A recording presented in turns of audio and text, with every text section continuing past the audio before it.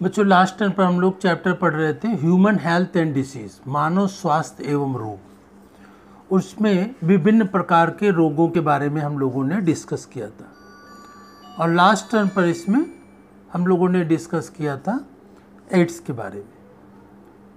तो एड्स के बारे में कुछ डिस्कशन किया था।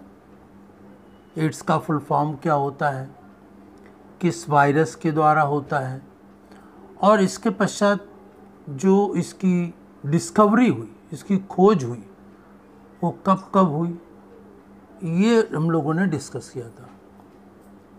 तो एड्स या एक्वायर्ड इम्यूनो डिफिशियंसी सिंड्रोम, जो ये रोग वायरस के द्वारा होता है, तो उस वायरस की संरचना और उसका जो जीवन चक्र होता है उसके बारे में आज हम लोग डिस्कस करेंगे। जो एड्स का वायरस और उसकी संरचना और उसका लाइफ साइकिल।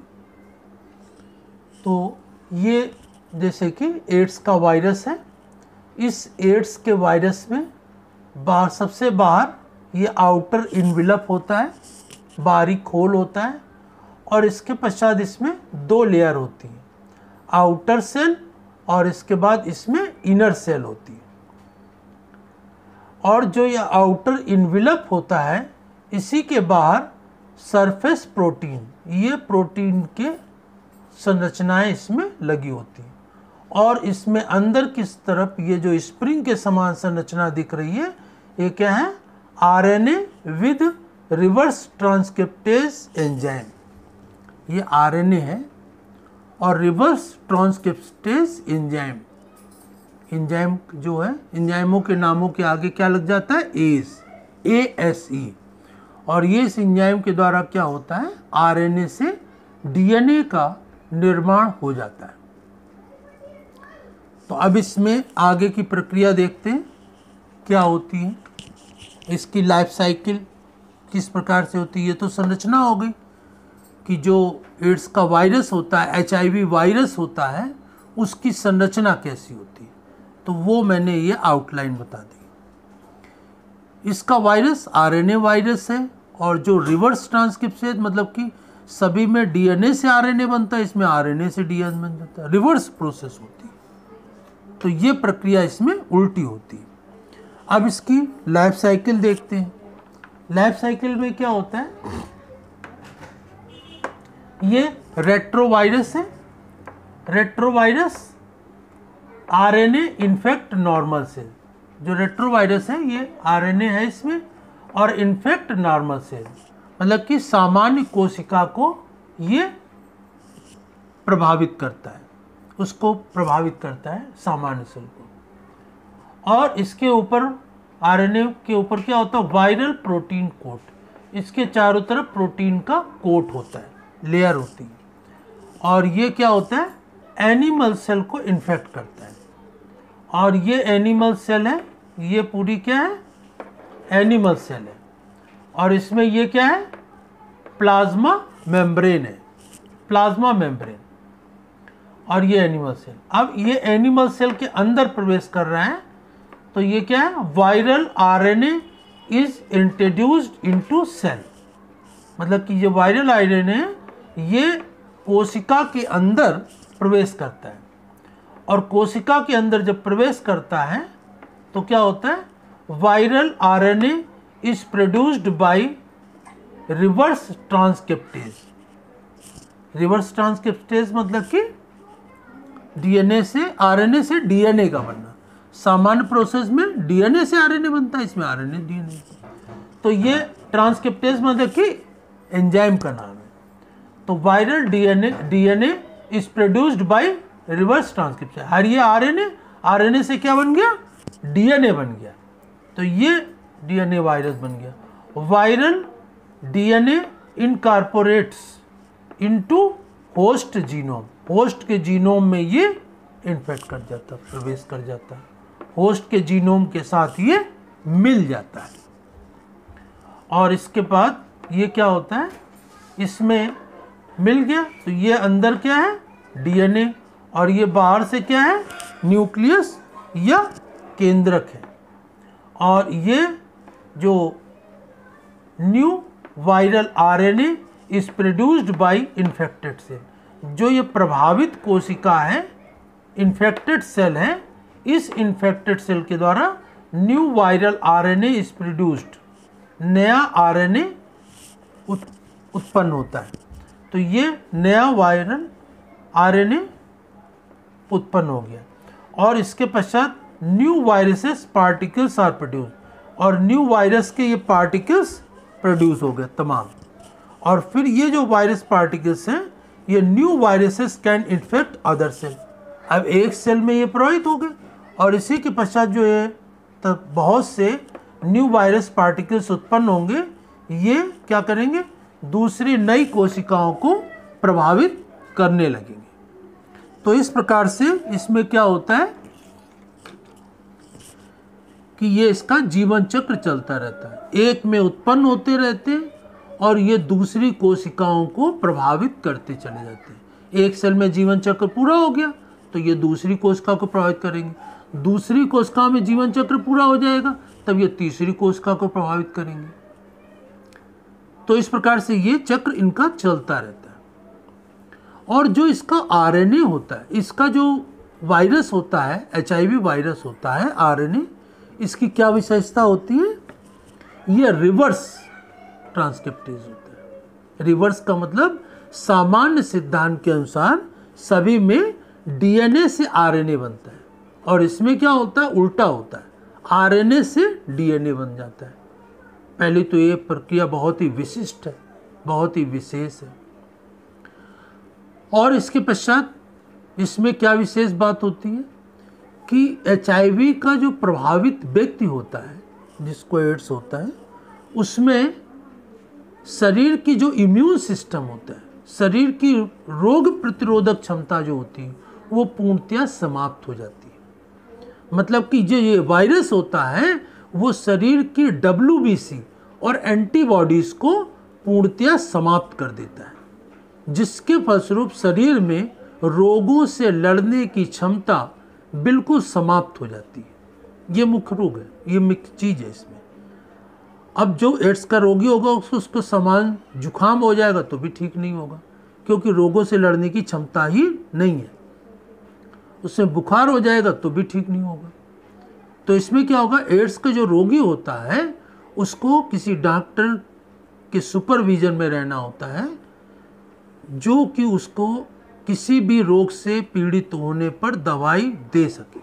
अपने मन से इसको नहीं ले सकते क्योंकि इम्यून सिस्टम, रोग प्रतिरोधक क्षमता पूर्णतया समाप्त हो जाती है। तो इस प्रकार से ये एड्स के रोगी की में क्या होता है वो मैंने आपको बताया। एक बार इसकी संरचना को और देख लेते हैं कि जो एड्स का वायरस होता है एचआईवी, उसमें आउटर इन्वेलप होता है, उसके ऊपर ये प्रोटीन की लेयर होती है और प्रोटीन के पार्टिकल्स होते हैं। इसके बाद इसमें दो लेयर होती हैं, एक आउटर लेयर, आउटर सेल और इनर सेल। और इसमें ये जो आरएनए है, RNA with reverse transcriptase enzyme के द्वारा। तो ये संरचना आपको बनानी होगी यदि बनाने को आएगी पेपर में।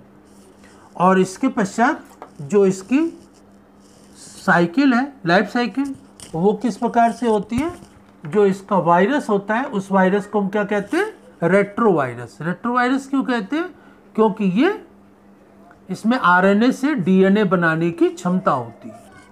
तो ये रेट्रोवायरस आरएनए ये सामान्य नॉर्मल सामान्य कोशिका को प्रभावित करता है और इसके ऊपर क्या होती है, वायरल प्रोटीन कोट होती है। तो ये एनिमल सेल को ये प्रभावित कर रहा है, तो इसी के अंदर ये पूरा चक्र दिखाया गया है। और ये क्या है, इसके बाहर की लेयर प्लाज्मा मेम्ब्रेन है। तो इसमें ये viral RNA is introduced into cell. तो सेल के अंदर ये वायरस पहुंच गया और इसके अंदर, सेल के अंदर क्या भरा होता है, सभी में साइटोप्लाज्म। इसके अंदर पूरा क्या भरा हुआ है, साइटोप्लाज्म। तो ये जो वायरस आरएनए प्रवेश किया तो वायरस डीएनए इज प्रोड्यूस, इस आरएनए के द्वारा क्या होगा, डीएनए उत्पन्न होगा। Is produced by reverse transcriptase enzyme के द्वारा आरएनए से डीएनए का उत्पादन हो जाएगा। और इसके पश्चात ये viral DNA incorporate into host genome, ये होस्ट जीनोम के अंदर पहुंच जाएगा और उसी के जेनेटिक मटेरियल से मिल जाएगा। तो ये अंदर क्या बन गया इसमें, डीएनए, और ये न्यूक्लियस है। और फिर इसके पश्चात क्या होगा, इसी के द्वारा न्यू आरएनए इज प्रोड्यूस्ड, इसी के द्वारा क्या होंगे, नए आरएनए उत्पन्न होंगे, ठीक है ना, इन्फेक्टेड सेल के द्वारा नहीं। और ये जो नए वायरस उत्पन्न होंगे, new viruses particles are produce, ये बहुत से पार्टिकल्स उत्पन्न हो जाएंगे और ये फिर क्या करेंगे, फिर अदर सेल, दूसरी कोशिकाओं को ये प्रभावित करेंगे। तो ये इसका जीवन चक्र है एड्स के वायरस का, एचआईवी वायरस का। और इसके पश्चात इसमें ये रोगों कैसे फैलता है, इसके बारे में लास्ट टर्न पर दिया था कि एक व्यक्ति दूसरे व्यक्ति के शरीर से कोई भी पदार्थ, किसी भी प्रकार का आदान प्रदान होता है तो उसके द्वारा इसका वायरस एक से दूसरे में पहुंचता है। किसी को टच करने से, स्पर्श करने से ये नहीं फैलता, संपर्क में आने से नहीं फैलता, लेकिन किसी भी प्रकार के पदार्थ, शरीर के अंदर पाए जाने वाला कोई भी पदार्थ एक शरीर से दूसरे शरीर में किसी भी प्रकार से, जैसे ब्लड है, कोई भी चीज पदार्थ स्थानांतरित होती है तो उससे ये एक व्यक्ति से दूसरे व्यक्ति में पहुंच जाता है और उससे प्रभावित हो जाता है। तो किसी भी व्यक्ति के शरीर से कोई भी पदार्थ आदान प्रदान होने से पहले उसका क्या होना चाहिए, एचआईवी टेस्ट होना चाहिए, ताकि वो किसी प्रकार से ये संक्रमित ना हो। एचआईवी टेस्टिंग होनी चाहिए। और इस रोग में क्या होता है, इस रोग में मुख्य चीज ये होती है, शरीर की प्रतिरोधक क्षमता पूर्णतया समाप्त हो जाती है। मतलब कि जो शरीर में रोगों से लड़ने वाली सफ़ेद रुधिर कणिकाएं, वाइट ब्लड कॉर्पसल्स होती है, वो समाप्त कर देता है ये वायरस। और जो शरीर से रोगों को से लड़ने के लिए जो एंटीबॉडीज़ होते हैं उनको भी ये वायरस समाप्त कर देता है, जिससे कि शरीर में रोगों से लड़ने की क्षमता पूर्णतया समाप्त हो जाती है। तो इससे बचने का केवल एक ही उपाय है, किसी के भी से कोई भी चीज़ प्राप्त करनी है, स्थानांतरित करनी है। जैसे प्रभावित व्यक्ति की सिरिंज, आप में सिरिंज लगा दी गई तो हो जाएगा, ब्लड का आदान प्रदान हुआ तो हो जाएगा। तो शारीरिक कोई भी पदार्थ का आदान प्रदान होगा तो इससे मतलब कि एड्स हो सकता है। तो जो भी कोई पदार्थ आदान प्रदान हो उससे पहले एचआईवी का टेस्ट होना चाहिए। तो ये एड्स के बारे में हम लोगों ने डिस्कस कर लिया। इंट्रोडक्शन कल हम लोगों ने डिस्कस किया था। और इससे प्रभावित व्यक्ति जो होता है वो किसी भी प्रकार से साधारण बीमारियों से भी नहीं लड़ सकता है। जुकाम बुखार से भी उसका प्रतिरोधकता नहीं हो पाती, उसके शरीर का बचाव नहीं हो पाता है। तो इस प्रकार से ये एड्स की वायरस की संरचना कैसी होती है और इसका जीवन चक्र, लाइफ साइकिल कैसी होती है, वो हम लोगों ने आज आपसे डिस्कस कर ली। और कल इसी के आगे नेक्स्ट टॉपिक को डिस्कस करेंगे। नेक्स्ट इसमें जो रोग के बारे में है इस चैप्टर में, और इसको अपना फेयर कॉपी में इसकी जो स्ट्रक्चर है और इसका जो लाइफ साइकिल है उसको बना करके अच्छी प्रकार से समझेंगे और तैयार करेंगे।